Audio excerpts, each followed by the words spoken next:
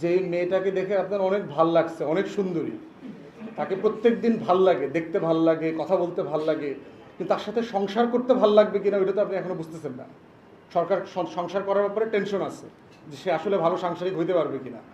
তো এই নির্বাচন কমিশনের অবস্থা হচ্ছে তাই আর কি, যে তার কথাবার্তা শুনেও ভালো লাগে, খারাপ না, ভালো নির্বাচনের কথা বলে টলে, রোড ম্যাপ দিচ্ছে, আচারে ব্যবহারে ভদ্র, কেউ দুর্নীতিবাজ বলে আমরা এখনও জানি না, কিন্তু আসলে একটা ডিসাইসিভ ভালো নির্বাচন করতে পারবে কিনা, তার সাথে আমি আগামী ফেব্রুয়ারিতে সংসার করতে পারবো কিনা, সেটার ব্যাপারে এখনও ভরসা পাইতেছি না। এই ভরসা পাওয়ার জন্য আরও কোন কোন জায়গাতে কাজ করা দরকার সেগুলো আমরা অ্যাড্রেস করলাম আর কি, এবং আমরা বোধ করছি এখনও সাফিসিয়েন্ট টাইম আছে।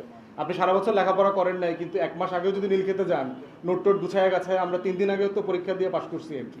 তো তাদের পরীক্ষায় পাশ করার মতো, নোট জোগাড় করার মতো সময় এখনও আছে, নীলক্ষেতের দোকানও ওপেন আছে।